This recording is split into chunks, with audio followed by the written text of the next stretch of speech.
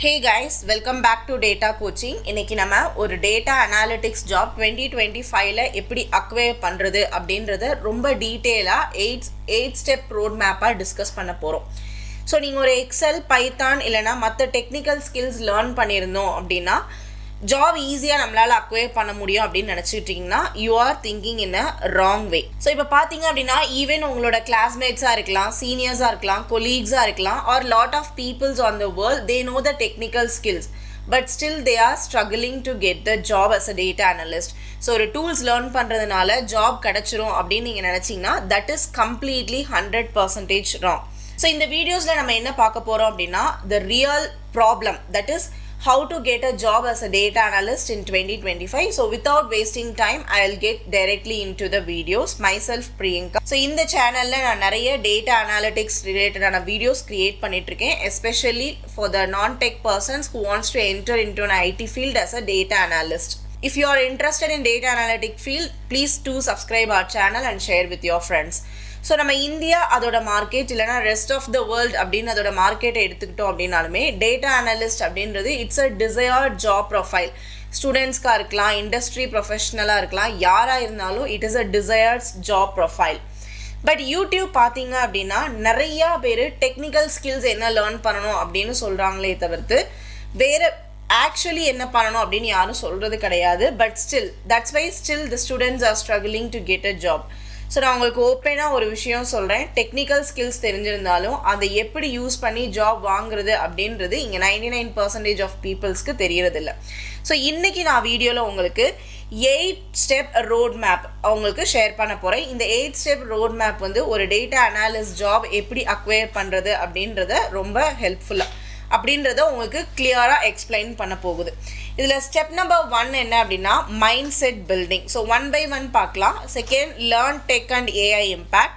Third, resume and cover letter. Fourth, LinkedIn optimization. Fifth, portfolio building.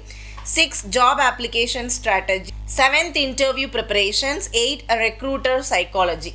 So இதில் நம்ம 1 by 1 பார்க்க போகிறோம். I will explain you that. So mind set building அப்படின்னா first நீங்கள் நல்லா understand பண்ணணும் ஆக்சுவல் ஒரு டேட்டா அனாலிஸ்ட் என்ன கைண்ட் ஆஃப் ஒர்க் பண்ணுறாங்க அப்படின்றது.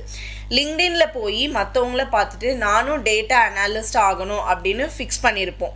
இல்லை யூடியூப்பை பார்த்தோ யாரையோ பார்த்து இந்த டேட்டா அனாலிஸ்ட் ஜாப் ஆகணும்னு இங்கே 80% ஆஃப் த பேர் வந்து அப்படி தான் ஃபிக்ஸ் பண்ணுறாங்க. பட் ரியாலிட்டி என்ன அப்படின்னா what kind of problems do the data analysts solve for their companies? Daily அவங்களோட லைஃப் எப்படி இருக்கும் இதெல்லாம் தெரியாமல் ஜஸ்ட்டு டூல்ஸை மட்டும் இங்கே நிறைய பேர் லேர்ன் பண்ணிகிட்ருக்கீங்க. இப்போ ஒரு எக்ஸாம்பிளுக்கு சொன்னோம் அப்படின்னா நான் இப்போ உங்ககிட்ட ஒரு டேட்டா செட் கொடுத்து இதை அனாலிசிஸ் பண்ணுங்கன்னு சொன்னால் கான்ஃபிடென்ட்டாக உங்களால் ஹேண்டில் பண்ண முடியுமா அப்படின்றதுல நீங்கள் தெரிஞ்சிருக்கணும். கம்பெனிக்கு எக்ஸல், பைத்தான், எஸ்கியூஎல் அப்படின்னு தெரிஞ்ச ஒரு பர்சன் வேணும்னு கிடையாது. they just want valuable insights. அது யாராக வேணாலும் இருக்கலாம். So the first problem technical skills இல்லாததில் ரியல் வேர்ல்ட் ப்ராப்ளம்ஸ் எப்படி சால்வ் பண்ணுறதுன்னு தெரியாமல் இருக்கிறது தான் நிறைய இஷ்யூஸ். இங்கே நிறைய பேருக்கு டெக்னிக்கல் ஸ்கில்ஸ் தெரியும், அது இங்கே ப்ராப்ளம் கிடையாது. பட் ஒரு ரியல் வேர்ல்ட் ப்ராப்ளமை நீங்கள் எப்படி சால்வ் பண்ணுறீங்க அப்படின்னு நீங்கள் தெரியாமல் இருக்கிறது தான் இங்கே பெரிய issues. So first step number 1 நீங்கள் என்ன பண்ணால் உங்களோட மைண்ட் செட்டை பில்ட் பண்ணணும். ஒரு டேட்டா சயின்ஸோட டீம் ஸ்ட்ரக்சர் என்ன, பைப்லைன் எப்படி ஃப்ளோ ஆகுது, இது எல்லாமே நீங்கள் தெரிஞ்சுக்கணும். ஸோ இதை பற்றி உங்களுக்கு தெரிஞ்சுக்கணும் அப்படின்னா கமெண்ட்டில் சொல்லுங்கள். கண்டிப்பாக I will make one video like data அனாலிஸ்டோட பைப்லைன் என்ன, டேட்டா சயின்டிஸ்ட், டேட்டா இன்ஜினியர்ஸ் எல்லாமே கண்டிப்பாக மேக் பண்ண. ஸோ ஒரு முக்கியமான விஷயம், மிஷின் லேர்னிங்கில் நீங்கள் அதிக டைம் போடாதீங்க. Exposure is okay for machine learning, but data analyst ரோலுக்கு you won't be doing ML primarily. Okay, so இதுதான் ஸ்டெப் நம்பர் 1. ஸ்டெப் நம்பர் 2 எடுத்துக்கிட்டிங்க அப்படின்னா tech and AI awareness. Python, Excel தெரியணும், இதுவுமே கண்டிப்பாக தெரிஞ்சிருக்கணும். But what else? Machine learning தெரிஞ்சிருக்கணுமா, statistics தெரிஞ்சிருக்கணுமா, மேத்தமெட்டிக்ஸ் தெரிஞ்சிருக்கணுமா, எவ்வளோ டெப்த்தாக நீங்கள் இதெல்லாம் லேர்ன் பண்ணணும் அப்படின்றது இருக்குது. ஸோ இதை பற்றி உங்களுக்கு தெரிஞ்சுக்கணும் அப்படின்னாலுமே கமெண்டில் சொல்லுங்கள். நான் இதுக்கான ஒரு வீடியோ மேக் பண்ணுறேன். லைக் டீப்பாக ஒரு டாப்பிக்லேயுமே நீங்கள் என்னென்ன கவர் பண்ணணும் அப்படின்றத கண்டிப்பாக ஒரு வீடியோ மேக் பண்ணி சொல்கிறேன். ஏஐ அப்படின்னோடனே எல்லாருமே ரொம்ப பயமாக ஃபீல் பண்ணுறீங்க. நான் இப்போ பைத்தான், எக்ஸல் லேர்ன் பண்ணுறேன், ஆனால் ஏஐ எல்லாமே ஆட்டோமேட் பண்ணுது, எப்படி ஜாப் இருக்கும் அப்படின்றத நினச்சும் நிறைய பேருக்கு பயம் இருக்குது. So you need to understand how the AI impact on the industry. So அதுவுமே ஏஐ ரிலேட்டட் வீடியோஸில் நான் கவர் பண்ணுறேன். இந்த டைம் நீங்கள் இப்போ அண்டர்ஸ்டாண்ட் பண்ண வேண்டியதுன்னா ஒரு டெக்னிக்கல் ஸ்கில்ஸோட ஏஐ லேர்ன் பண்ண வேண்டியது ரொம்ப ரொம்ப இம்பார்ட்டன்ட். பிகாஸ் இந்த ஏஐ மூலமாக நிறைய விஷயங்களை உங்களால் ஆட்டோமேட் பண்ணிக்க முடியும். ஸோ இந்த ஆட்டோமேட் பண்ணுறது மூலமாக உங்களுடைய ப்ரொஃபைல் வந்து ஸ்டாண்ட் அவுட் ஆகிருக்கும். ஸோ நீங்கள் ஃபர்ஸ்ட் ஒன்லி டெக்னிக்கல் ஸ்கில்ஸ் மட்டும் இல்லாமல் you start learning the AI also. Third step என்ன அப்படின்னா உங்களோட resume and cover letter. So இது YouTube is full of resume templates. But the real questions நீங்கள் கிரியேட் பண்ணுற ரெஸ்யூம் ஒரு ஆக்சுவல் டேட்டா அனாலிஸ்டோட ரெஸ்யூம் மாதிரி தெரியுதா? ரெஸ்யூமில் ப்ராஜெக்ட் மென்ஷன் பண்ணுறதுக்கு ஒரு ப்ராப்பரான பேட்டர்ன் இருக்குது. அதோட சேர்த்து கவர் லெட்டர் வெஸ் ரெஸ்யூமே இது ரெண்டுக்கும் ஃபர்ஸ்ட்டு என்ன பெரிய டிஃப்ரென்ஸ் இருக்குது அப்படின்றத அண்டர்ஸ்டாண்ட் பண்ணுங்க.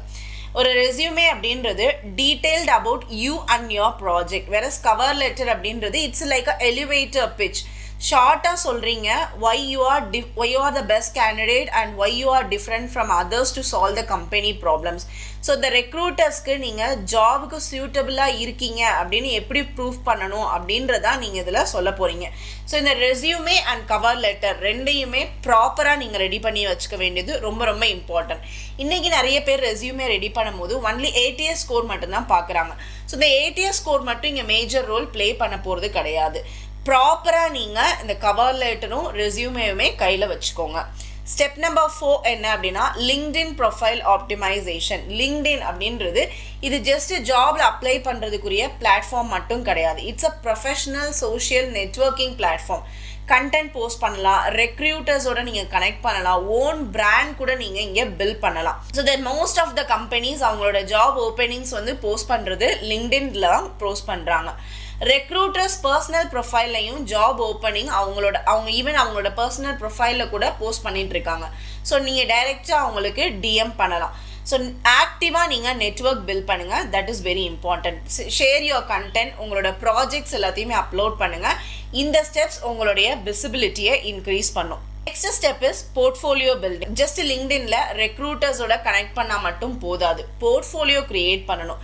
கிட்ஹப்ல போர்ட்ஃபோலியோஸ் ஆப்ஷன்ஸ் இருக்குது. பட் ஜஸ்ட் கோட் அப்லோட் பண்ணால் மட்டும் அதில் போதாது. ஒன் பேஜ் நீங்கள் வெப்சைட் மாதிரி கிட்ஹப் பேஜ்லேயும் நீங்கள் பில்ட் பண்ணணும். நிறைய பேர் கிட்ஹப்பில் ஒன்லி ப்ராஜெக்ட் வச்சுருப்பாங்க, பட் அவங்களோட ப்ரொஃபைல் வந்து அங்கே கரெக்டாக இருக்காது. ஸோ அந்த இதை நீங்கள் கரெக்டாக க்ரியேட் பண்ண வேண்டியது ரொம்ப இம்பார்ட்டன்ட். ப்ராஜெக்ட்ஸ், டேஷ்போர்ட், விஷுவலைசேஷன்ஸ் இது எல்லாமே சேர்த்து ஒரு இன்ட்ராக்டிவ் ரெஸ்யூமே மாதிரி நீங்கள் க்ரியேட் பண்ணணும். இதுதான் உங்களை காம்படிஷன்லேருந்து ஸ்டாண்ட் அவுட் பண்ணுறதுக்கு ரொம்ப ரொம்ப ஹெல்ப்ஃபுல்லாக இருக்கும். The next step என்ன அப்படின்னா ஜாபை வந்து சர்ச் பண்ணக்கூடிய ஸ்ட்ராட்டஜி. ஃபர்ஸ்ட் நீங்கள் உங்களோட ஜாப் அப்ளிகேஷன் ப்ராசஸ் என்ன அப்படின்றத அண்டர்ஸ்டாண்ட் பண்ணுங்கள்.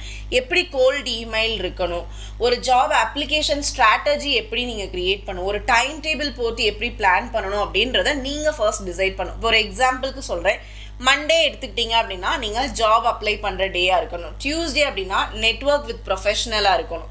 வெனஸ்டே அப்படின்னா உங்களை நீங்கள் அப்ஸ்கில் பண்ணிக்கிற டேயாக இருக்கணும். தேர்ஸ்டே அப்படின்னா அந்த ரெக்ரூட்டர்ஸ் நீங்கள் வந்து நெட்வொர்க் பில்ட் பண்ணிங்களா அவங்கள ஃபாலோ பண்ணுற டேயாக இருக்கணும்.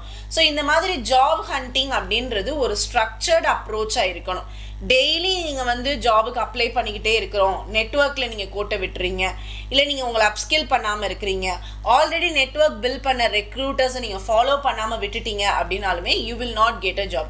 அப்போ ஒரு ஜாபுக்கு நீங்கள் ஒரு ஸ்ட்ராட்டஜி க்ரியேட் பண்ணி டெய்லி என்னென்ன பண்ணணும் அப்படின்றத மினிமம் 3 months நீங்கள் ஃபாலோ பண்ணிட்டு வந்தீங்கன்னா கண்டிப்பாக you will get a job.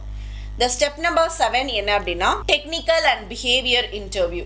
ஒரு இன்டர்வியூ ப்ரிப்பரேஷன் அப்படின்னு பார்த்தீங்கன்னா ஜஸ்ட் பைத்தான் அண்ட் எக்ஸல் தெரிஞ்சிருக்கணும் அப்படின்றது கிடையாது. You should know what kind of questions will be asked in the interviews. SQL query எஃபிஷியண்டாக எழுத தெரிஞ்சிருக்கணும். இது ரொம்ப ரொம்ப இம்பார்ட்டன்ட்.